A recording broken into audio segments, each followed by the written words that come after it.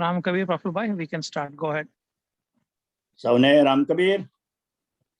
ઓમ શ્રી સદગુરુ કબીરાય નમઃ. આપ સૌ ભક્તજનોમાં વસેલ કબીરના રામ આત્મારામને કબીર વિઝડમ તરફથી સપ્રેમે વંદન. શ્રી રામ કબીર ભક્ત સમાજ ઓફ યુએસએ તથા સર્વે ચેપ્ટરો અને સર્વે ભક્ત સંસ્થાઓના સેવાભાવી સેવકો તરફથી આજના કબીર વિઝડમ કાર્યક્રમમાં ભાગ લેનાર, ફેસબુક લાઈવ અને સમય મળે યુટ્યુબ પર જોનાર સર્વે કબીર પ્રેમી ભક્તજનોનું હાર્દિક સ્વાગત કરતા આનંદ અનુભવું છું. આજે પ્રથમ પ્રાર્થનાથી સદગુરુ કબીર સાહેબના આશીર્વાદ લઈશું. ત્યારબાદ આજના ગેસ્ટ સ્પીકર માં સ્નેહી શ્રી રાજેન્દ્રભાઈ દયારામભાઈ ભક્ત, રેસકોટ વેલી, એરિઝોના, એમની સાથે પ્રશ્નોત્તરી સત્સંગ કરીશું. આ સત્સંગ અંગેના કોઈ પ્રતિભાવો કે પ્રશ્નોની ચર્ચા બાદ સમયસર કાર્યક્રમની સમાપ્તિ કરીશું. ગુરુ બ્રહ્મા ગુરુ વિષ્ણુ ગુરુ દેવો મહેશ્વરા ગુરુ સાક્ષાત પરબ્રહ્મા તસ્મૈ શ્રી ગુરુવે નમઃ. કબીર તે ही पीर है जो जाने पर पीड़, जो पर पीड़ न जानही वो काफिर बे पीर. કબીરજી કહે છે એ જ સાચો પીર છે, એ જ સાચો સંત છે, એ જ સાચો વૈષ્ણવજન છે જે બીજા જીવની પીડાનું દુઃખ અનુભવે છે, જે બીજાનું દુઃખ અનુભવી શકતો નથી, જેને પારકાની પીડા પ્રત્યે સહાનુભૂતિ નથી, એ કાફીર છે, નિર્દયી છે. સંતનું હૈયું બીજાનું દુઃખ, બીજાની પીડા જોઈને દ્રવી ઉઠે છે. કાફીરને પારકાની કોઈ અસર થતી નથી. ઘણો સુંદર કબીરજીના બોધ છે. વિશ્વમાં સર્વે સુખી રહો, સર્વે નિરામય દુઃખ રહિત હો, સર્વેનું કલ્યાણ થાઓ, તેવી ભાવના સાથે હાલની વૈશ્વિક મહામારીનું સંકટ હજી વિશ્વમાંથી નાબૂદ થયું નથી. પોતાના જીવના જોખમે સતત કોવિડ દર્દીઓની ખડે પગે નિડરતાથી નિસ્વાર્થ સેવા આપી રહેલ ફ્રન્ટ વોરિયર્સોની સુખાકારી માટે તેમજ વિશ્વના ભક્ત પરિવારોએ ગુમાવેલ સ્વજનોને અશ્રુભીના હૃદયના ભાવે શ્રદ્ધાસુમન અર્પિત કરી તે સર્વે પુણ્ય આત્માઓને ચિર શાંતિ મળે અને પરિવાર પર આવી પડેલ અસહ્ય દુઃખ સહન કરવાની શક્તિ મળે તેવી શુભ ભાવના સાથે આપણે સૌએ આજે પ્રાર્થના કરી. કબીર વિઝડમ એ સર્વે કબીર પ્રેમી ભક્તજનોનો આધ્યાત્મિક વિસામો છે. રોજિંદા જીવનની આદિ વ્યાધિ ઉપાધિમાં પણ સમાધિ રહી શાશ્વત શાંતિની સમજણ આપે છે. દર રવિવારે નિયમિત રીતે ચાલતા આ વર્ચ્યુઅલ કાર્યક્રમ સાથે જોડાનાર સર્વે કબીર પ્રેમી ભક્તજનોનો આભાર માનીએ છીએ. સદગુરુ કબીર સાહેબની જ્ઞાન વાણીને સાંભળવું, વાંચવું, મનન કરવાની સાથે સાથે જાગૃત રહી સૌ આચરણમાં મૂકે, અંગત જીવનમાં પરિવર્તન લાવે એવી શુભ ભાવના અને એ આ કાર્યક્રમનો હેતુ છે. આજે કાર્યક્રમના સૂત્રધાર શ્રીમાન રાજુભાઈ અન્ય પ્રસંગોમાં વ્યસ્ત હોય જોડાઈ શક્યા નથી. અને એક બીજી આનંદની વાત એ છે કે આપણી કબીર વિઝડમ ટીમના આમંત્રણનો સ્વીકાર કરી સ્નેહી શ્રી રાજેન્દ્રભાઈ દયારામભાઈ ભક્ત અને સ્નેહી શ્રી હેમંતભાઈ રામભાઈ ભક્ત બંને ભક્ત ભાઈઓ ટીમમાં જોડાયા છે. તેમનો હેતુ પણ કબીરની જ્ઞાનવાણી પાછળનું વિજ્ઞાન થી કાર્યક્રમને ઉપર લઈ લાવવા માટેનો અને લઈ જવા માટેનો છે. તો બંને ભાઈઓનો ખૂબ ખૂબ આભાર. તો આવો રાજેન્દ્રભાઈ, આપણે આ કાર્યક્રમને આગળ વધારીએ. Ram Kabir.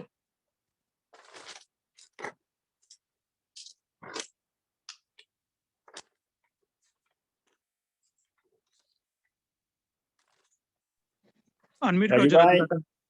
Raju Kaka, unmute करજો please. Okay, go ahead.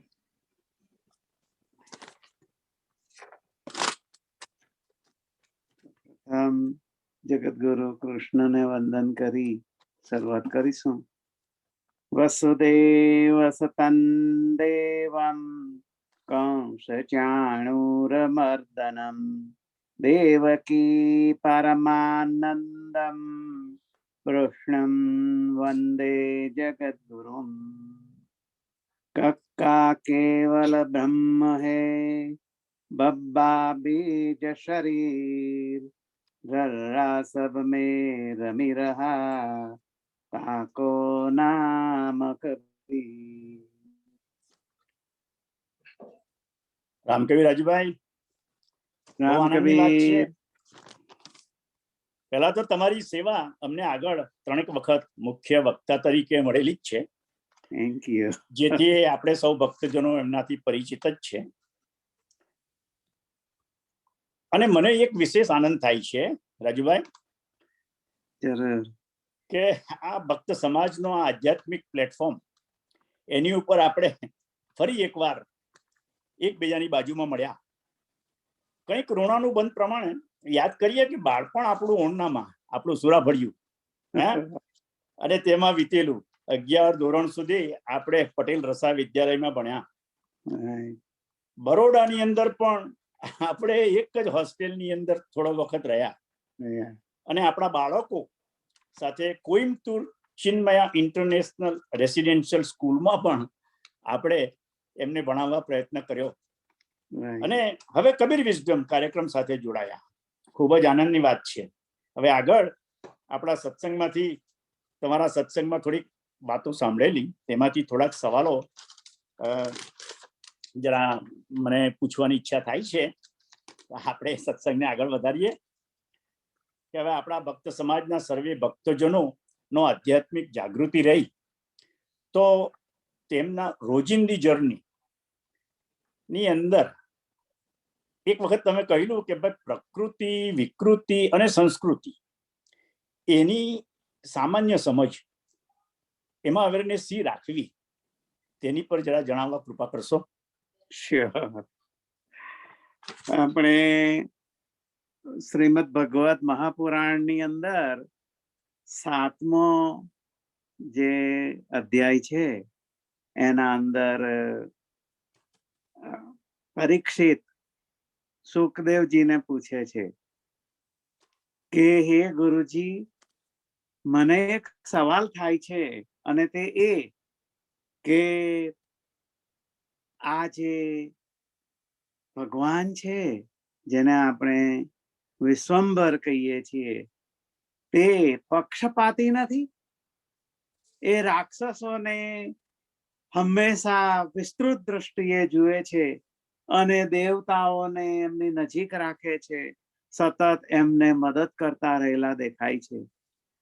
તો આ એક એમનું પક્ષપાતી ભર્યું વલણ છે. તો આ ભગવાનની ઉપર એક આ આક્ષેપ છે મારો, અને આ જે સંદેહ છે મને, આવો સંદેહ આવનારી અસંખ્ય પેઢીઓ સુધી, હજારો વર્ષ સુધી, જ્યાં સુધી આ ભાગવત મહાપુરાણમ યાવત ચંદ્ર દિવાકરમ, જ્યાં સુધી સૂર્ય ચંદ્ર રહેશે ત્યાં સુધી એ સતત રહેવાનું છે. તો તે સાંભળનાર પ્રત્યેક શ્રોતાને આ સવાલ થશે કે આવા ભગવાન જો પક્ષપાતી હોય તો તેને એક તરફી ભગવાન ગણવા કે શું? એમ તો આવો જે પ્રશ્ન છે તો આને પ્રશ્ન કહેવાય. એટલે તમારો પ્રશ્ન યથોચિત જ છે. તો સુખદેવજીએ ત્યારે કહ્યું કે ભાઈ, તું એવો સવાલ કઈ પૂછતો નહીં કે મને જેથી એમ થાય કે મેં તો એવો સવાલ પૂછ્યો કે પેલો બોલતો જ બંધ થઈ ગયો. આઈ હોપ એવા કઈ સવાલો તમે કાઢવાના નથી. એની ખાતરી સાથે જ આ આપણે શરૂઆત કરીએ છીએ. આગળ ભાગવત મહાપુરાણમાં ઘણું કહ્યું છે સુખદેવજીએ, ત્યાર પછી એનું સમાધાન છે. અવશ્ય સમય મળે સાંભળવા જેવું છે. પણ આપણે જે આ પ્રકૃતિ, વિકૃતિ અને સંસ્કૃતિ વિશે થોડો વિચાર એ રીતે કરીએ એક આપણે એક્ઝામ્પલ લઈએ કે ગાયના સ્તનમાંથી દૂધ આવે અને આ જે દૂધ છે એ સામાન્ય એક પ્રકૃતિ છે. પ્રકૃતિ એનો જો પદચ્છેદ અન્વય કરીને જોઈએ તો પ્ર એટલે પૂર્વ. સમસ્ત સૃષ્ટિ બ્રહ્માંડો આ બધાની કઈ પણ જે રચના થઈ હશે તે પૂર્વની જે કઈ કૃતિ છે તે એટલે પ્રકૃતિ. પુરુષ સાથે સમન્વય થઈને આખા બ્રહ્માંડો અનંત કોટી બ્રહ્માંડો થયા. આપણે જાણીએ છીએ કે જેની અંદર અસંખ્ય સોલર સિસ્ટમો છે, અનંત બિલિયન્સ ઓફ મિલ્કી વેઝ છે, અને આવી પૃથ્વીઓ તો અગણિત છે. કોટી કોટી સહસ્ત્ર સૂર્યો જેવી આખી આપણી જે આખા બ્રહ્માંડની રચના કરવી થઈ એ પુરુષ અને પ્રકૃતિથી સંભવિત થયું. તો આ જે પ્રકૃતિ છે તેની આપણે થોડી આ રીતે સમજીએ કે ગાયની પાસેથી આપણને મળતું જે દૂધ છે એ પ્રકૃતિ છે. પણ કોઈકને એવું વિચાર આવે કે લાવને ભાઈ આની અંદર થોડું લીંબુ નાખું તો આ દૂધ કશા કામનું રહેતું નથી. તો એક દૂધની અંદર થયેલી વિકૃતિ છે. અને કોઈ પ્રફુલભાઈ, નરેશભાઈ, હેમંતભાઈ જેવા સારા સારા વિચારિક મનુષ્યો એમને એમ લાગે કે આની અંદર થોડું બદામ, પિસ્તા, કેસર વગેરે ઉમેરીએ, થોડી ખાંડ પણ મિશ્રી નાખીને ખાઈએ તો આ દૂધ જે છે એ અત્યંતિક આહલાદક અને પીવા લાયક બને. તો આ જે છે તે સંસ્કૃતિ છે. તો આપણે સામાન્ય રીતે જેમ જીવી જતા હોઈએ એ પ્રકૃતિ છે. અને એની અંદર જો આપણે કઈ આડખીલી ઊભી કરીને, આડખીલી એટલે શું, મારો કહેવાનો અર્થ જે આપણી 6 વિસંગતિઓ જે છે તે. હવે 6 વિસંગતિઓ કઈ? કામ, ક્રોધ, લોભ, મોહ, મદ, મત્સર, અસૂયા. આ બધી વિસંગતિઓ છે. એ ભેગાય અને એનાથી જો જીવન આપણું જીવવાની શરૂઆત થાય તો તે વિકૃતિ છે.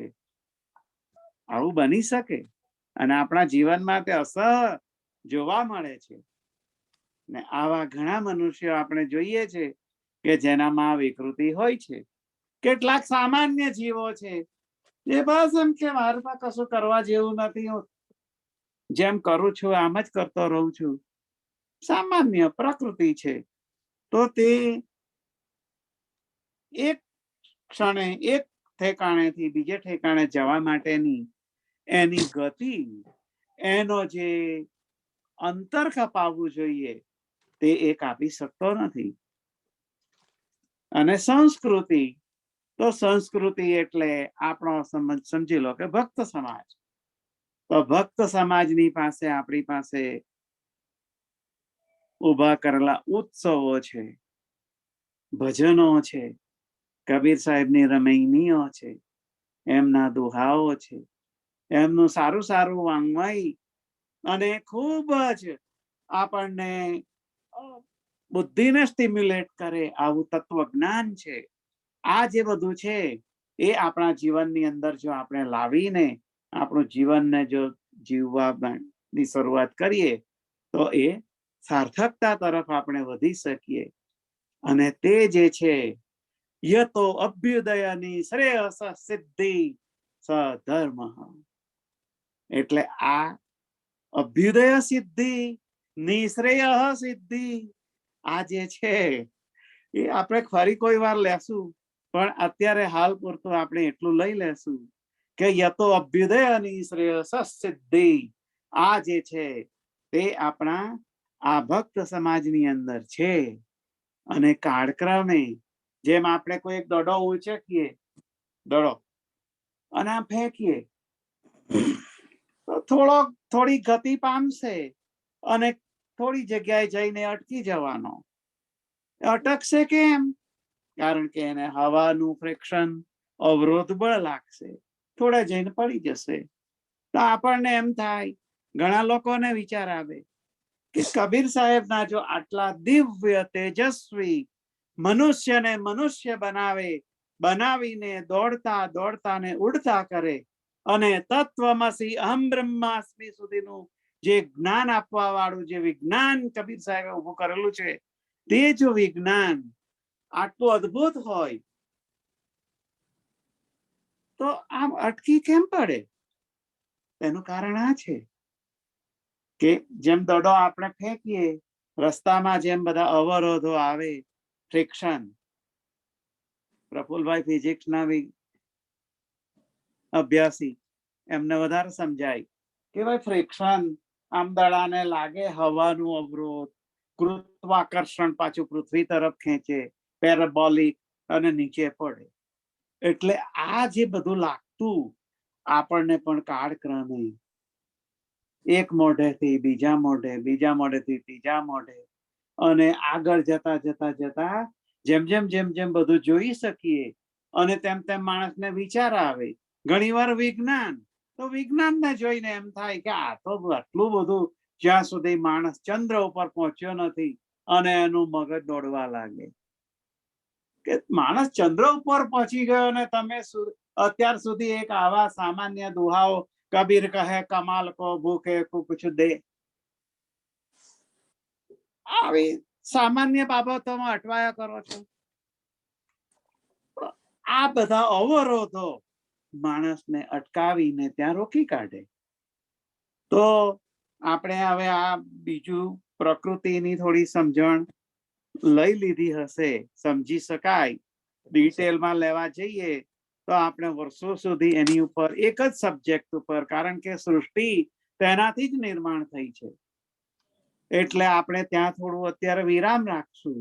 વિકૃતિ સમજી શકાય એવી છે, કારણ કે વિકૃતિને લીધે આપણે અત્યારે હાલ સંજોગોની અંદર પણ ઘણી બધી કુસંગતિઓ વસાત આપણે પરિણામો જોયા છે, માઠા પરિણામો. આપણે એની કઈ ગણતા નથી, પણ નજર સામે આપણે તેને જોઈ શકીએ છીએ. તો સંસ્કૃતિ વિશે વાત કરવી મહત્વની છે, કારણ કે આપણે એ પોઝિટિવ તરફ જવાનો આપણા કબીર વિઝડમના પ્રયાસો હોવાથી આપણે તે વિચારો લઈશું. તો સંસ્કૃતિ જે છે, આ સંસ્કૃતિ વિશે થોડી વાત કરશે. શબ્દની અંદર જ આવે છે કે સંસ્કૃત, સુસંસ્કૃત, સિવિલાઇઝડ. સંસ્કૃતનો અર્થ થાય સિવિલાઇઝડ, અને એને સંસ્કૃત સાથે સંબંધ છે.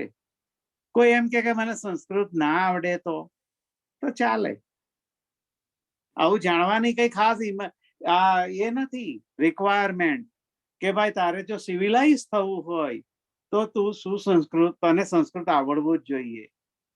પણ ઓછા નામે જે ચિરંતન મૂલ્યો જીવનના લોહીનું પાણી અને હાડકાનું ખાતર કરીને જે ઋષિઓએ, આપણા સંતોએ ઉભા કરેલા છે, તે વિચારો આપણે સમજવા જોઈએ. તેનું આપણે હંમેશા કૃતજ્ઞતા ભરેલી દ્રષ્ટિએ ધ્યાન રાખવું જોઈએ. અને એ જો આપણે કરીએ તો આપણે સુસંસ્કૃત, આપણે અસંસ્કૃત હોવાનો કોઈ કારણ છે જ નહીં. તો જે સુસંસ્કૃત છે, તેથી આપણે મનુ ભગવાને એક, મનુ તો બધા જાણતા જ હશો, જેના ઉપરથી આપણું નામ પડ્યું મનુષ્ય. મનુનો ષ્ય થયો એટલે શું થયું કે મનુ જ્યારે હતો, જંગલી જાનવરો જેવા મનુષ્યો હતા.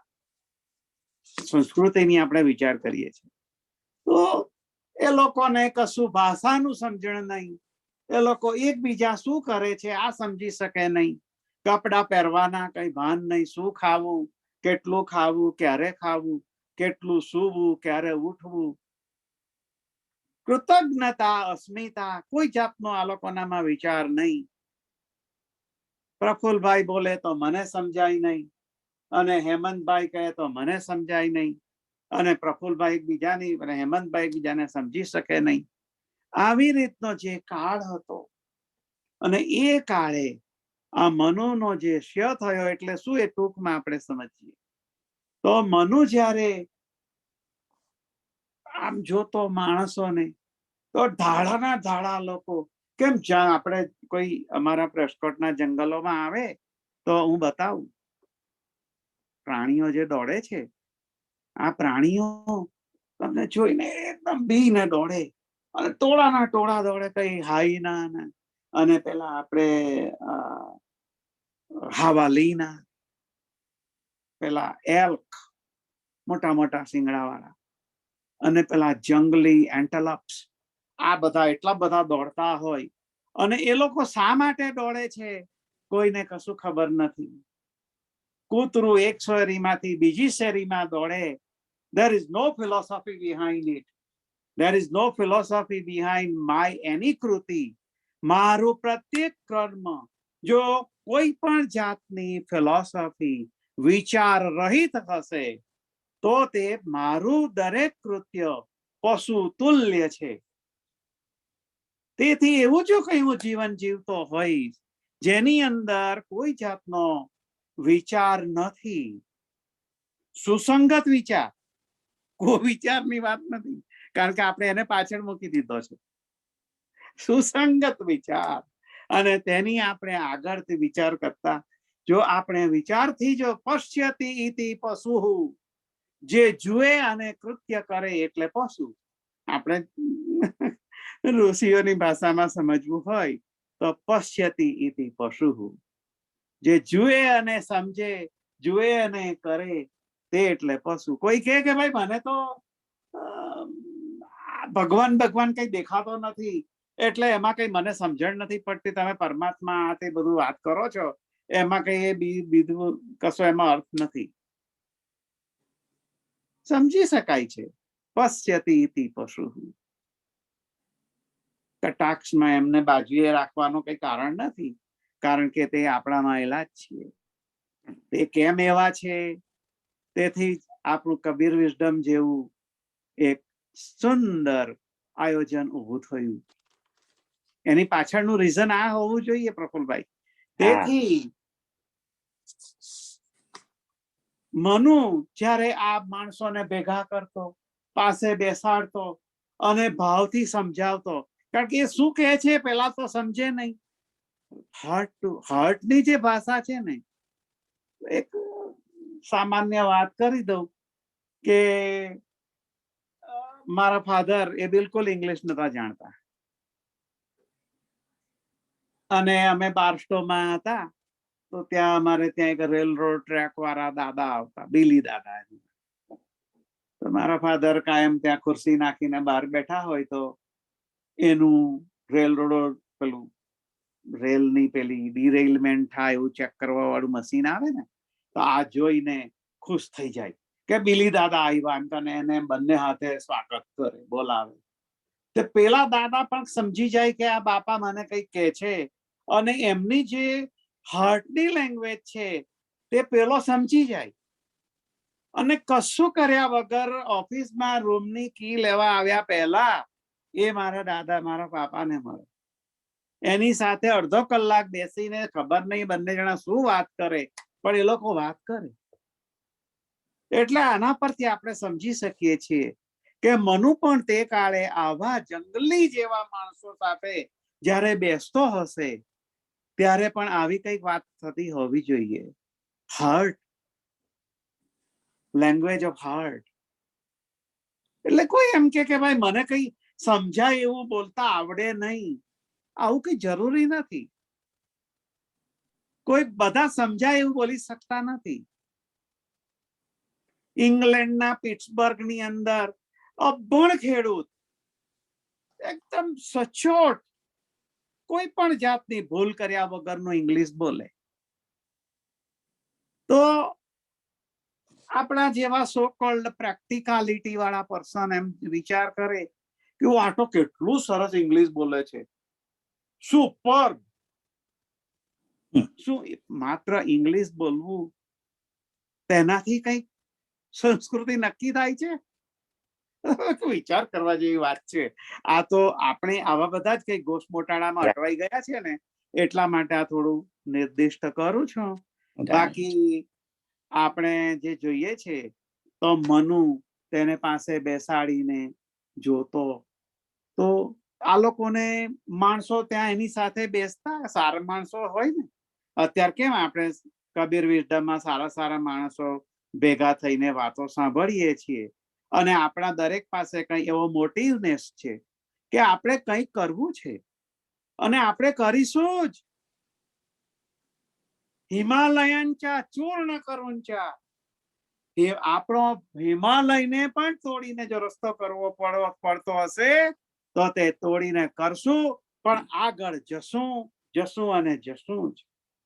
અમારામાં કશું કરવાની શક્તિ છે, અમારામાં કશું કરવાની ક્ષમતા છે, અને અમે કરીશું જ. આવા જેનામાં દ્રઢ વિશ્વાસ છે એવા આપણા કબીર વિઝડમની જે આખા ગ્રુપમાં બેઠેલા સર્વને મારા તેથી નમસ્કાર કરીને હું કહું છું કે આપ ખૂબ ભાગ્યશાળી સમજી શકાય એમાંયલા છો. તેવી રીતના જે મનુના જે માણસો હતા તે વખતે, તે મનુના માણસો ભૂખ લાગે એટલે ઉભા થઈને જતા રહે. સાથે એક આજુબાજુ બધા પાંદડાઓની ગાદી બનાવીને સુવડાવતો, અને એના ઉપર પછી સુવડાવીને કહેતો કે ભાઈ આપણે અહીંયા જ કાલે સવારે પણ મળશું. બધાને વિરામની જરૂર છે તો બધા સુઈ જાઓ. સવારે મનુ ઉઠે એટલે તો જુએ તો જે 50 હતા એમાંથી 5-7 માંડ બેઠેલા હોય, અને તે પણ પાછા થોડો વખત થાય એટલે જતા. તો મનુની સવાર ફરી પાછી બધા માણસોને શોધવામાં થતી. કેટલી કઠિન વસ્તુથી એને શરૂઆત કરી, અને તેમાંથી આપણે જે મનુનો ક્ષય થયો છીએ તેની આપણે જરા ગ્લિમ્સ લેવા માટે આ થોડી વાત કરતો હતો. બહુ સરસ, બહુ સરસ. અને એમને બહુ ડિટેલની અંદર તમે આ આપણા ભક્ત સમાજની અંદર પણ વડીલોએ જે આપણને ખજાનો આપેલો છે તેમાંનું એક નાદ બ્રહ્મ, એ ખરેખર મારે એવું સમજવું છે કે ભાઈ નાદ બ્રહ્મનો મારી દ્રષ્ટિએ કે ભાઈ એક પહેલા ભજન સંગ્રહ ભક્ત સમાજ અને પૂર્વજોએ કે જેમણે બધા કંઠસ્થ થયેલા ભજનો એમણે શબ્દસ્થ કર્યા અને એક પુસ્તક રૂપે બહાર પાડ્યું. પછી જેમ માઇગ્રેશન આ દેશમાં થયું ત્યારે એની બીજી આવૃત્તિ એ નાદ બ્રહ્મ.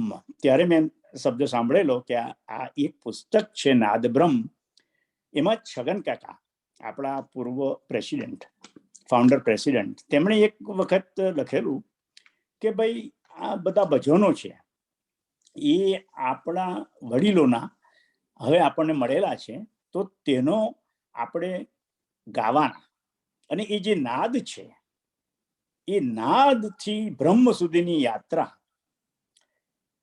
એ હેતુથી આ બધું કરેલું છે એમ કે. અને એ ટ્રેડિશન આપણા જે ભજનો છે બધા તે ચાલુ રહેલા છે આપણા સેન્ટર ઉપર, અને ખાસ કરીને શ્રી રામકબીર મંદિર ઉપર આપણું જે ભજન મંડળ છે, તો તેઓ આ નાદ બ્રહ્મના પાને પાને જઈને બધા ભજનો જુદા જુદા રાગની અંદર દર સોમવારે નિયમિત રીતના ભેગા થઈને આપણને સંભળાવે છે. બહુ સરસ આનંદની વાત છે. કાંસા અને આ તબલા એનો સમન્વય કરીને જે અંતરથી નાદ, અંતરનાદ એમનો જે આ મ્યુઝિક સાથે એ કરીને જે રાગ રાગીણી એમાં જે બધા ભજનો નાદ બ્રહ્મમાંથી લઈને આપણને આપે છે, બહુ આનંદની વાત છે. Thank you. હવે તમારી દ્રષ્ટિએ આ નાદ બ્રહ્મ એ ખરેખર આવું જ હોય છે કે કંઈક બીજી રીતના એની કે ઊંડી સમજણ? શ્યોર. નાદ બ્રહ્મ શું છે, આની ઉત્પત્તિ સૌથી પહેલા આદિ યોગી આપણે સમજીએ છીએ. આદિ યોગી એટલે શંકર ભગવાન. શંકરે પાર્વતીને 26મા અધ્યાયની અંદર જે 5મી ઉમા સંહિતા આવે છે, ઉમા એટલે પાર્વતી, તેની અંદર આ નાદ બ્રહ્મ, નાદ યોગ કયો છે. એટલે નાદ એટલે ધ્વનિ, અને જે યોગ એટલે યુઝ ટુ જોઈન, મારે એક તત્વ સાથેથી બીજા તત્વની સાથે જોડાઈ જવું એટલે યુઝ ટુ જોઈન. આને નાદ યોગ કીધો. તો તે 5મા ખંડ ને અધ્યાયની અંદર આવે છે અને એને નાદ બ્રહ્મ તરીકે કીધું. તો હવે એ શું છે એકચ્યુઅલી? તો નાદ એ એકચ્યુઅલી ધ્વનિ છે. અને ધ્વનિ એટલે શું? તો આપણે એને 9 જાતની પ્રજાતિઓ સમજાવી કે ભાઈ ઘોષમ કાંસ્યમ તથા સિંગમ ઘંટામ વીણા બંસજાન બાંસુરીમ દુંદુભી શંખ શબ્દંતુ નવમમ મેઘ ગર્જનમ. આ 9 પ્રકારની જે જાતિઓ છે નાદની, અને આ 9 ધ્વનિઓ ભેગા મળીને જે નાદ બને છે, તેમાં આ જે ઉમાએ શંકર ભગવાને ઉમાને કીધું, ઉમાએ સનત કુમારને કીધું અને સનત કુમારે વ્યાસને સમજાવ્યું. તો આ જે નાદ બ્રહ્મ શું છે તેની જરાક બ્રીફમાં આપણે થોડી સ્ટોરી લઈ લઈએ. તો આપણે જોઈએ તો મનુષ્યનો જે જન્મ થયો, આપણો જન્મ, તો એની પાછળનું રીઝન આવી જ આકારનું આમ હાથ, આવી આકારનું આંખ કેવી રીતે નિર્માણ થયું હશે? તો આ બધું એની અંદર ઉમા સંહિતાની અંદર નાદ બ્રહ્મની અંદર અથ નાદાનુસંધાનમ, જેમ યોગમાં આવે છે ને અથ યોગાનુશાસનમ, તેવી રીતનું આ સૂત્ર છે. અથ નાદાનુસંધાનમ આમ સમજાવીને એની અંદર આગળ વિસ્તૃત કરીને કીધું. ઘોષમ કાંસ્યમ તથા સિંગમ ઘંટામ વીણામ બંસજાન બાંસુરીમ દુંદુભી શંખમ તથા મેઘ ગર્જનમ. આ 9 પ્રકારની જ ધ્વનિ હોઈ શકે. તો કોઈ કહે કે ભાઈ આ ધ્વનિ બધી તમે વાત કરો છો એ બધું ખાલી એમ જ લખી રાખેલું છે કે એવું બને છે ખરું? લખી રાખવામાંથી કઈ તો એ બને છે. અને તે કેવી રીતે? તો કોઈ આમ બેઠો હોય અને પાછળથી અહીંયા બિલકુલ કાનપટ્ટી પાસે આમ જરા મારીએ અને પછી એને થોડી વાર પછી પૂછીએ કે ભાઈ તને કશું સંભળાય છે? તો અંદર જે ચાલે છે રણક, આ રણક જે છે તે આ 9 માંની કોઈ એક પ્રકારની ધ્વનિ હોઈ શકે. તેથી આપણા જે મૂલાધાર ચક્રમાંથી મણિપુર ચક્ર, તેમાંથી સ્વાધિષ્ઠાન ચક્ર અને તેમાંથી અનાહૃત ચક્ર થઈને કંઠતાલથી નીકળીને જે ધ્વનિ આવે છે બહાર, એ વૈખરી નાદ તરીકે બહાર નીકળે છે. તેથી તેને વૈખરી વાણી કહેવામાં આવે છે. અને તે વૈખરી વાણી જે છે તે આપણે જોઈ શકીએ છીએ, અનુભવ કરી શકીએ છીએ. તો આ જે જુદા જુદા સતત આપણા શરીરની અંદર પણ આ નાદ નું ગુંજન થતું રહેલું છે. અને તે કેવી રીતે થતું રહેલું છે, તેમાંથી મનુષ્યનો જન્મ કેવી રીતે થાય છે, આખી સૃષ્ટિ તેનાથી કેવી રીતે નિર્માણ થઈ, તે આપણે થોડુંક વિચાર કરીએ તો આપણને સમજાશે. કે આપણે પેલું ઇન્ટરનેટ ઉપર નથી આવતું નાનકડું આમ આઇકોન બનાવીને એક સોફ્ટવેર મૂકી દે છે પેલા પ્રોગ્રામરો. તો જ્યારે કઈ જરૂર નથી હોતી ત્યારે એક સામાન્ય બિંદુના રૂપમાં ત્યાં સ્ક્રીન ઉપર પડી રહે છે. અને જેવું જોઈએ તો આપણે ક્લિક કરીએ તો આખું ઓપન થાય છે અને પછી તમે અંદર ખૂબ જેમ જુઓ તેમ બધું દેખાય છે. તેવી રીતનું મનુષ્ય જ્યારે મૃત્યુ પામે અથવા તો જન્મ લે તે પહેલા આત્મા એટલે કે આપણે ઘણીવાર વાત કરીએ છીએ અવારનવાર કે 5 કર્મેન્દ્રિય 5 જ્ઞાનેન્દ્રિય એની ઉપર 11મું મન, અને મન એ પ્રવેશ દ્વાર છે, અને તેનાથી અંદર બેઠેલો જે ખાટલો તેના ચારે ખૂણે, પહેલા ખૂણે મન, બીજું ચિત્ત, ત્રીજું બુદ્ધિ અને અહંકાર, અને વચ્ચે બેઠેલો આત્મરામ છે. તેના અંદર આ પ્રવેશ કરીને નાદના રૂપમાં ચિત્તની અંદર એ સ્થિત થાય છે. તેથી જ્યારે આત્મા ખોખું ખાલું કરીને નીકળી જાય ત્યારે એ અતિ સૂક્ષ્મ બિંદુના રૂપમાં આ ચિત્ત સાથે ચોંટીને બેસી રહેલું હોય. એ જ્યારે માના ગર્ભની અંદર પુરુષના વીર્ય થકી સ્થાપિત થાય ત્યારે અંદરથી આ મોટું જે નાદ છે એ નાદ ચિત્તમાંથી વિસ્તૃત શરીર ધારણ કરીને વિસ્તૃત રૂપ ધ્વનિના રૂપમાં થઈને આ શરીરના હાથ બનાવે, કાન બનાવે, આંખ બનાવે, હાડકા બનાવે, સ્નાયુઓ બનાવે, લોહી, રક્ત વગેરે બનાવે. એનાથી આખું શરીર નિર્માણ થાય. આપણને આ જે નાદ છે એ નાદને આપણે ફક્ત પુસ્તકના રૂપમાં જ ન સમજતા એને આપણે ખૂબ વિશાળ રૂપમાં જો આ રીતે સમજીએ તો કદાચ હું તો કહું કે એનાથી ભાગ્યશાળી બીજા કોઈ ન હોઈ શકે. તેથી નાદને જો સમજવું હોય તો આપણું જે જીવન મૃત્યુનું જે કારણ છે તેની પાછળનું શું રીઝન, કેવી રીતે થાય છે તે આપણને સમજી શકાય. ગર્ભોપનિષદમાં એનું વર્ણન છે, આપણે એ લેતા નથી હમણાં. ગેરંડ સંહિતાની અંદર પણ આ સમજાવ્યું છે.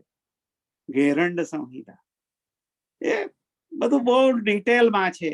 વખત આવે તો આપણે વિચાર કરીને વાત કરી શકીએ એવું છે, પણ અત્યારે હાલ પૂરતું એને મર્યાદિત રાખીએ. પણ આ જે નાદ છે એ આપણે સૃષ્ટિ, એક સામાન્ય વાત લો કે ગંગોત્રી ઉપર જો આપણે જવાનું થાય, ઇન્ડિયા પ્રફુલભાઈ હમણાં જવાના છે, જો એમને કઈ ચાન્સ મળે તો ત્યાં ગંગોત્રી બાજુ જજો. તો ત્યાં જુઓ તો 4-5 લાખ 7 લાખ 10 લાખ હજારો વર્ષો પહેલા આ ગંગા નદી ઉપરથી જોરમાં પડે છે નીચે, અને ખડગ ઉપર પડીને જે ઉપર 1 કણ 2 કણ 3 કણ આવી રીતે ઘસાતા બધા કણો કોતરીને 3-4 કિલોમીટર સુધી નીચે ઉતરી ગઈ છે. તો આપણે એ જે ખડક ઉપર જુઓ તો બધા આમ નિશાનો પડી ગયેલા હોય, જેમ માર્બલમાં પણ દેખાય છે ને એવા નિશાનો દેખાય. તો આ નિશાન શેનાથી થયા છે? તો એ ધ્વનિથી થયેલા છે, નાદથી થયેલા છે. તે જે નાદ છે આપણા શરીરની અંદર સ્થિત છે, અને એ જે સ્થિત એ આખા બ્રહ્માંડનું સંચાલન કરવાની શક્તિ રાખતું હોવાથી બ્રહ્મ રૂપે પ્રગટ થાય. તેથી એને નાદ બ્રહ્મ શબ્દ આપવામાં આવ્યો. સરસ સરસ સરસ. નાદ બ્રહ્મનો થોડોક અમને અંદરથી વિશેષ વિજ્ઞાન સમજવા મળ્યું. Thank you Rajubhai. હવે બીજો એક મને પ્રશ્ન થાય છે કે ભાઈ તમે આત્માની પણ વાત કરો છો. એક વખત કહ્યું તમે કે આત્માને ઓળખ્યા વિના રે ભવનો ફેરો નહીં તો ટળે. હવે એની સાથે અંતઃકરણની અંદર આપણું મનની વાત કરી, મન, ચિત્ત, અહંકાર, એ થોડુંક અમને જરાક ફોડ પાડજો. એના માટે એક વાર્તા લઈએ, સમજાય એટલા માટે, ફક્ત સમજણ પડે એટલા માટે જ એક નાનકડી વાર્તા લઈએ કે 4 મિત્રો હતા અને એ લોકોએ ભાગીદારીમાં ધંધો કરવાનું શરૂઆત કરી. અનાજ કરિયાણાનો ખૂબ મોટા પાયે ધંધો ચાલવા લાગ્યો. એટલે એમણે ગોડાઉન રાખ્યું, બહુ મોટું વેરહાઉસ, અને આના અંદર બધું અનાજ ભરીને રાખતા. કાળક્રમે શું થયું આપણે જાણીએ છીએ કે અનાજ હોય તો બધું ઘણું એની પાછળ ચાલ્યું આવે છે. તેમ ઉંદરો પાક્યા તો બધું અનાજ ખાવા લાગ્યા. તો આ લોકો કંટાળી ગયા કે હવે શું કરવું, આ ઉંદર થી કેવી રીતે બચવું. એટલે કોઈ ડાયો માણસ હશે, તેને કઈક સલાહ આપી કે ભાઈ તારે ત્યાં બહુ ઉંદરો થયા છે તો તું બિલાડી રાખ. એટલે બિલાડી લાવ્યો. અને પછી તો આ બધા ઉંદરો સાફ થઈ ગયા અને આ લોકોનું તો ધમધોકાર ચાલે. એટલે બધા ચારે ચાર શેઠ બની ગયા અને એટલા બધા ખુશ થઈ ગયા કે આ બિલાડી થકી ભાઈ આપણું તો જોરદાર ચાલે છે, કહેવું પડે બિલાડી દેવી કી છે, આમ થવા લાગ્યું. તો બધા વિચાર કરે કે જે બિલાડી થકી આપણું આટલું બધું થયું, તો આ બિલાડી ને આપણે કઈક સારું સારું તો કઈ કરતા નથી. એટલે ઘણાને નથી ખબર પડતી કે કોઈકને એવી કુબુદ્ધિ સૂજે તો સોનાનું પાત્ર બનાવે અને અંદર કાંદા બાફે.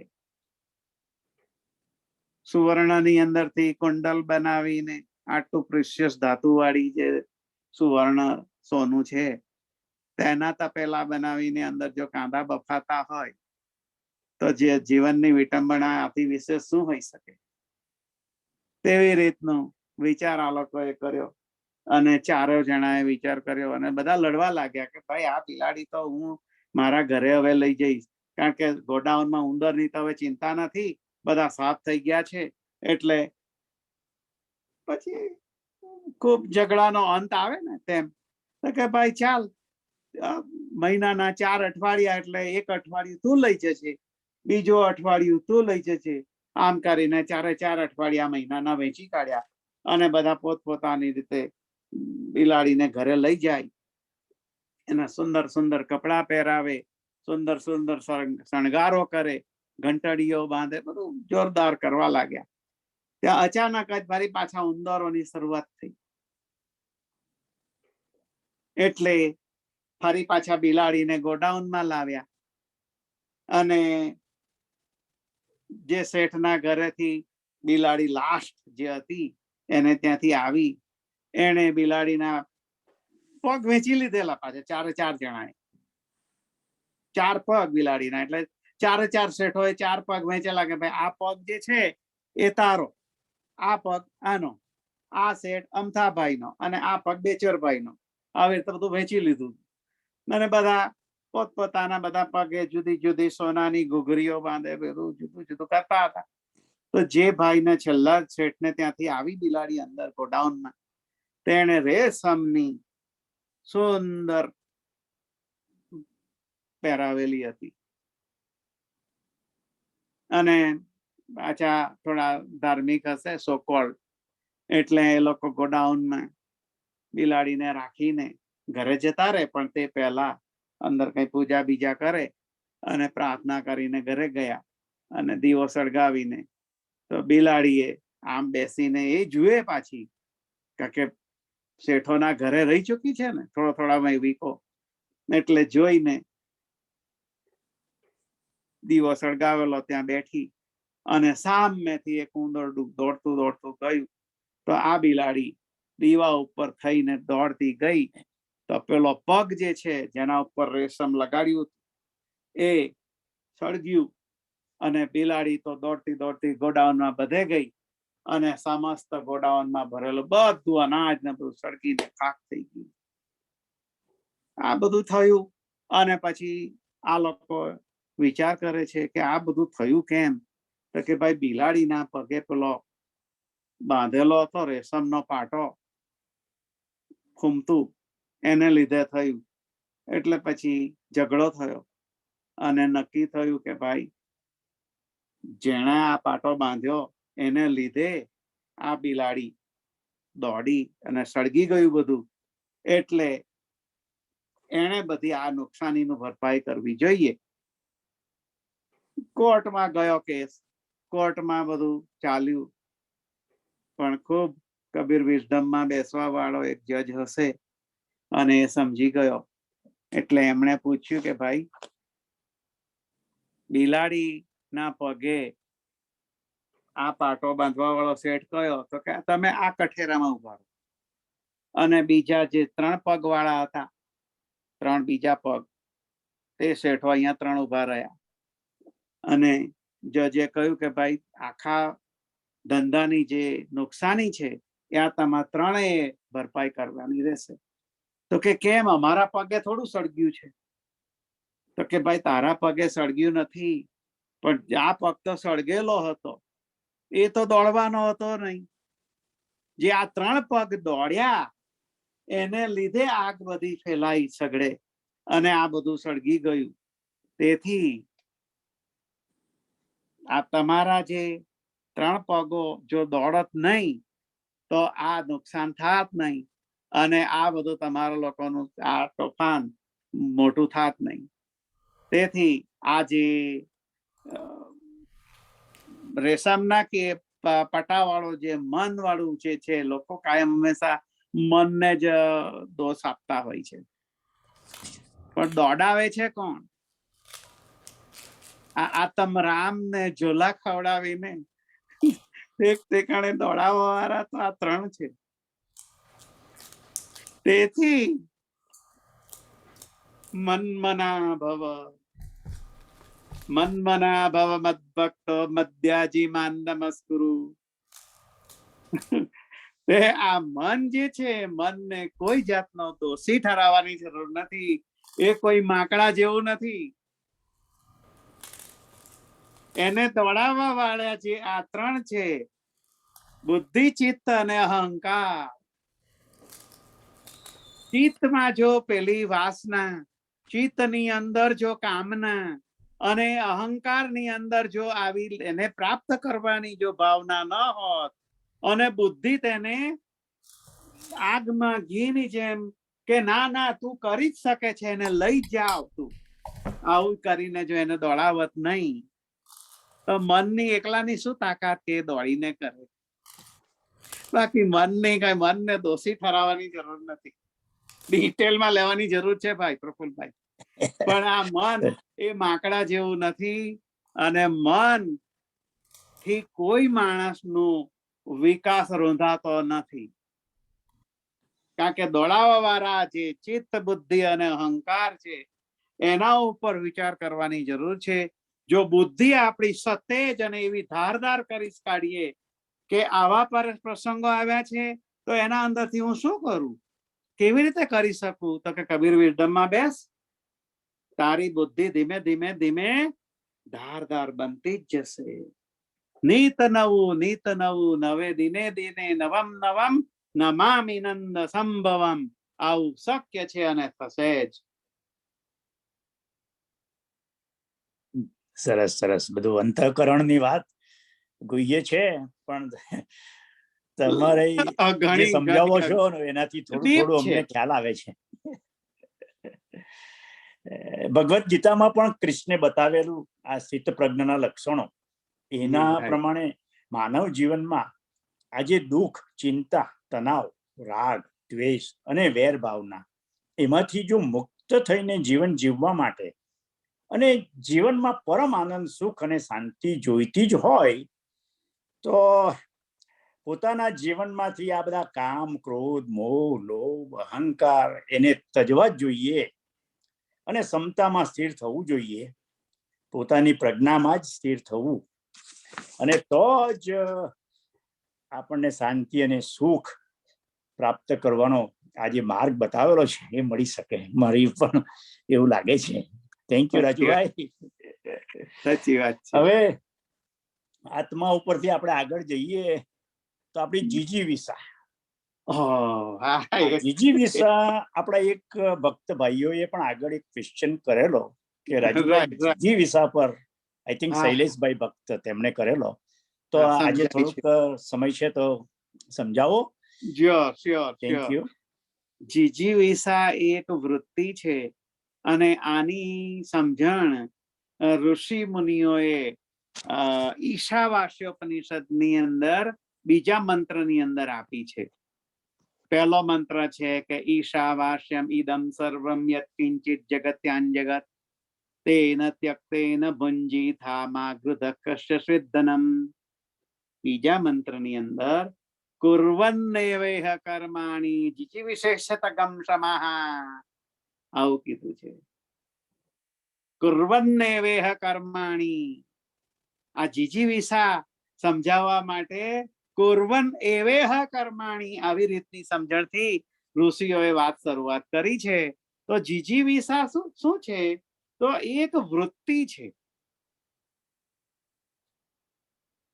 એ શ્રીખંડ કે ભાઈ પેલાને ત્યાં મળતી કઈ એવી રીતનો પદાર્થ નથી કે જે આપણે લાવી શકીએ આટલા પૈસા ખર્ચીને. એ વૃત્તિ છે અને આ નિર્માણ થવાની જરૂર છે અને એને માટે કુર્વન એવેહ કર્માણી, કુર્વન એવેહ કર્માણી થવું જોઈએ.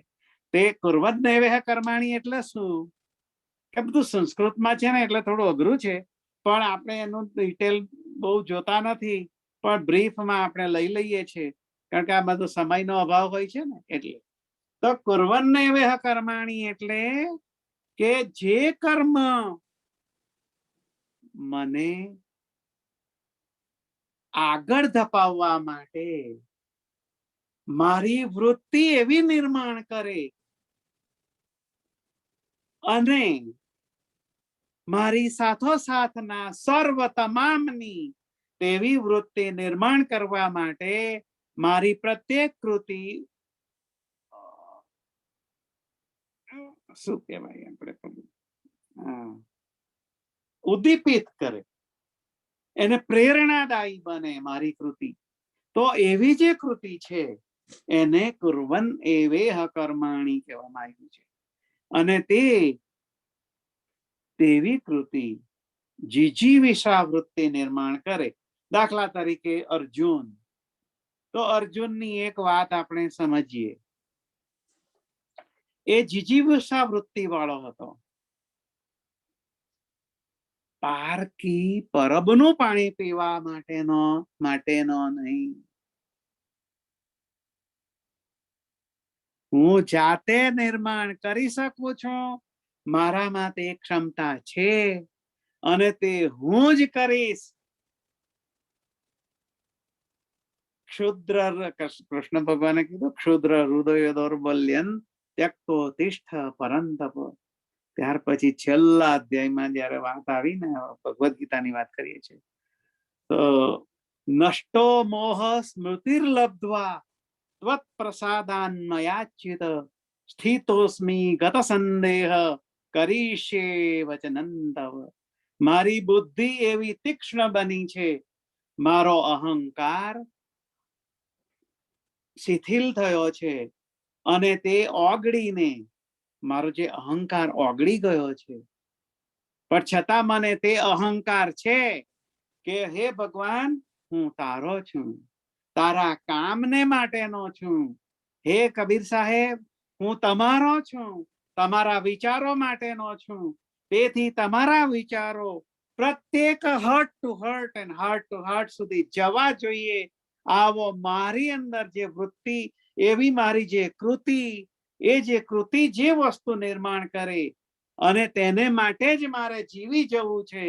Not to question why but do or die. આવી રીતનો જે છે તે જીજીવિષા વૃત્તિથી નિર્માણ થઈ શકે. આવી વૃત્તિ નિર્માણ થયેલા અસંખ્ય, તો પેલા આપણે સ્વામી વિવેકાનંદ એ તત્સમયે આવ્યા ત્યારે કીધું, અમેરિકાથી ગયા અને ઇન્ડિયા આવ્યા પછી પૂછતા હતા કે સ્વામીજી તમે જે અમેરિકાની અંદર બધું આટલું સરસ બધું કર્યું, ભાષણ આપ્યું અને આ બધું લોકોમાં વાહ વાહ, તો તમે હવે આપણા દેશની અંદર શું કરવા માંગો છો?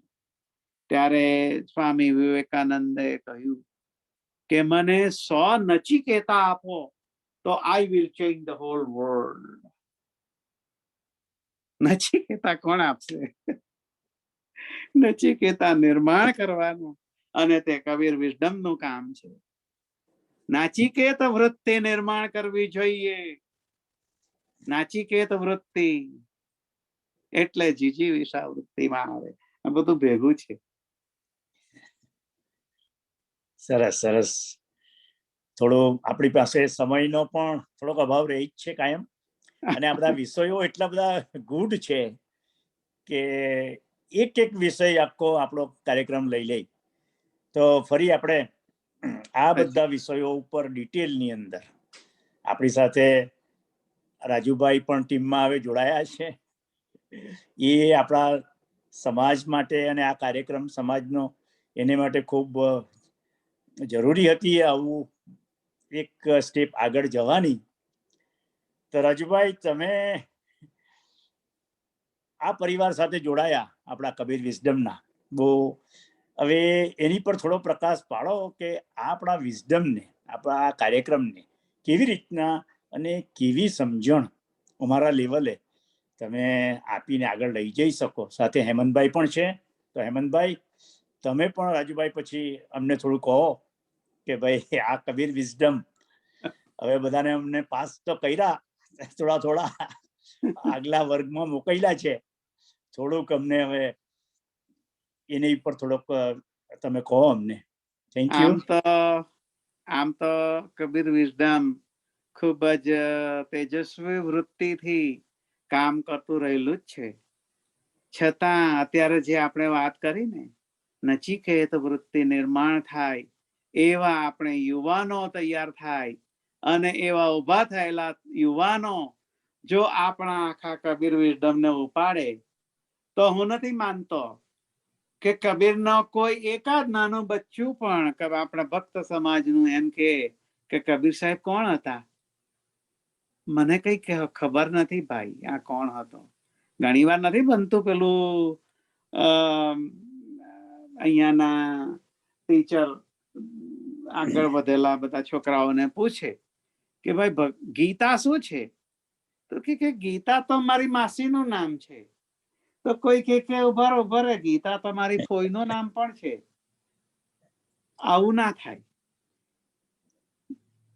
એટલે કબીર સાહેબ શું છે, એમના વિચારો, એમનું તત્વજ્ઞાન શું છે, આવા વિચારો આપણે કબીર વિઝડમમાં એવી નચિકેત વૃત્તિ વાળા યુવાનો ઉભા થાય તે તરફ આપણું મોટિવ હોય અને છે જ, મને તો દેખાય છે કે છે જ. તેથી આપણે તે તરફ વધારે કોન્સન્ટ્રેટ થઈએ અને જો કદાચ આમાં શું બને કે જીજીવિષા વૃત્તિની અંદર આવે છે ને ભાઈ, કે આમાં મારું થોડુંક અહમને છોડવો પડે ને, તો મારે છોડવો કે હું મારા જેવો માણસ તે આ સામાન્ય કક્ષાના માણસ સાથે કેવી રીતે વાત કરે, આવું કઈ હોય નહીં. મારું જીવન જે ચલાવે છે અંતર બહિશ્ચ તત્સર્વમ વ્યાપ્ય નારાયણ સ્થિતઃ યચ્ચ કિંચિત જગત સર્વમ. દરેક ઠેકાણે કણે કણમાં જે ભગવાનનો વાસ, આસપાસ ચાસ અને અંતરમાં આભાસ, ઘાસ ચાસની પાસમાં પણ વિશ્વપતિનો વાસ. કણે કણમાં જો ભગવાન વ્યાપ્ત હોય તો તે મને મૂકી દઈને નથી, તેથી પ્રત્યેકની અંદર તેનો વાસ છે. તેથી પ્રત્યેકને મારે તે જ સન્માનીય દ્રષ્ટિથી જોવું જોઈએ, નહીં કે તેણે કયો જબ્બો પહેરેલો છે. જબ્બો એટલે એન્જિનિયરનો નહીં, ડોક્ટરનો નહીં, બહુ મોટો પૈસાનો નહીં, બધા એક સરખા. આવો જો કોઈ થતું હોય તો તે જ નચિકેત વૃત્તિ નિર્માણ કરી શકે. બરાબર બરાબર. ને પણ સરસ, અમને આનંદ છે કે તમે તમારા સમયનો ભોગ આપીને આ કબીર વિઝડમ ટીમની અંદર આવ્યા અને થોડીક જવાબદારી લઈને થોડીક અમને આગળ લઈ જાઓ છો. તો કબીર વિઝડમ પરિવાર તરફથી આપનો ખૂબ ખૂબ આભાર. હવે હેમંતભાઈ તમે જો unmute. Ram Kabir Hemantbhai, thank you. Thank you તમને બધાને. અને પ્રથમ તો તમે જે તમારા પ્રશ્ન છે કે અમને તમે કમિટીમાં લીધા અને એ બાબતે અમારે શું કેવું છે. એટલે પહેલા તો હું બ્રહ્મ જ હતો કે જે દિવસથી કબીર વિઝડમ ચાલુ થયું ત્યારથી મને એવું હતું કે હું કમિટીમાં જ છું. કારણ કે મારો એક સિદ્ધાંત મને એવું લાગે છે કે જેમાં એવું છે કે જીસ પંથ તું ચલના વોહી પંથ નિખા. જો હું ભક્ત જ છું, હું કબીર પંથમાં માનું છું, મારા પૂર્વજોએ મને સારો રસ્તો આપ્યો છે, તો પછી એ જ રસ્તે થોડું વધારે ને વધારે હું સંશોધન કરું અને આ કબીર વિઝડમ એવું જ પ્લેટફોર્મ છે. મારી જે આધ્યાત્મિક સમજ છે, મારું જે ભક્તપણાનું જે સમજ છે, મારી પોતાની જે ઓળખ છે, જેમ કે રાજુભાઈ હમણાં બહુ સરસ દાખલો આપ્યો કે ઘણીવાર એવું થાય છે, અને આપણા ભક્ત સમાજમાં તો ઘણીવાર થાય છે કે એક ભાઈ અને એનો પરિવાર ઘણા વખતથી પરદેશમાં આવી ગયો હોય અને બીજો પરિવાર મોડો આવે, તો શું છે કે કાકાના છોકરા ને એ લોકોનો અહીંયા બોન્ડ થયો હોય, પેલા નવા કાકાના જે નવા બીજા ભાઈના છોકરા હોય ઇન્ડિયાથી આવે અને એકબીજાને મળેલા નહીં હોય તો આપણે ઓળખાણ કરાવવી પડે ત્રીજા માણસે કે આ તારા કાકાનો છોકરો, આ તારો ભાઈ થાય. તો એ મને કોઈ નહીં કરે, એટલા માટે આ કબીર વિઝડમ નામની સરસ મજાની યાત્રામાં હું આ પ્રવાસ કરું જ છું. અને સાથે સાથે તમે થોડી વધારે જવાબદારી આપી એ બદલ તમારા બધાનો ઘણો ઘણો આભાર. રામ કબીર. થેન્ક યુ હેમંતભાઈ. સમયનો ભોગ આપીને તમે પણ અમારી સાથે આ આપણું કાર્યક્રમને આગળ લઈ જવા પ્રયત્ન કરો છો. બહુ આનંદની વાત છે. હવે જોડાયેલા ભક્ત ભાઈ બહેનો, આ રાજુભાઈ, દયારામભાઈ ભક્ત, અમારા ટીમ મેમ્બર જે સત્સંગ કર્યો તે અંગે જો કોઈ પ્રશ્નો કે કોઈ પ્રતિભાવો હોય તો તે પણ આપણે લઈએ, અને તે પછી આપણે સમાજનું જો કંઈક આગળના કાર્યક્રમોની રૂપરેખા આપીએ અને પછી શાંતિ પ્રાર્થના કરી આપણે છૂટા પડીએ. તો આવો ભાઈઓ બહેનો, અને તમારો હાથ ઊંચો કરો, ચેટ બોક્સમાં લખો, અમે ન્યાય આપીશું.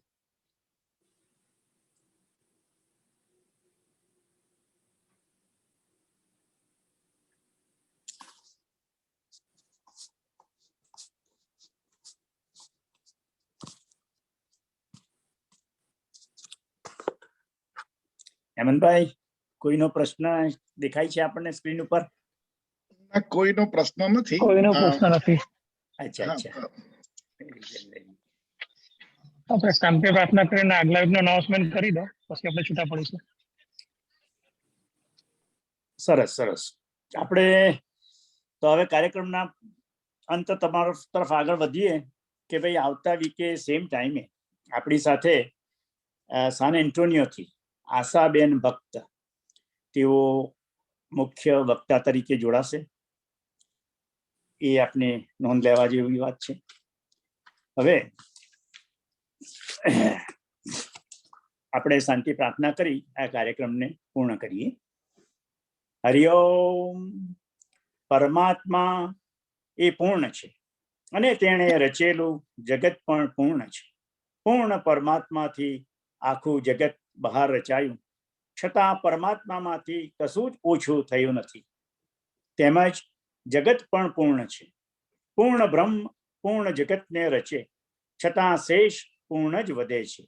એટલે જ પરમાત્મા પરિપૂર્ણ કહેવાય છે. ઓમ શાંતિ શાંતિ શાંતિ. તોને Ram Kabir. We can end the meeting now. Thank you.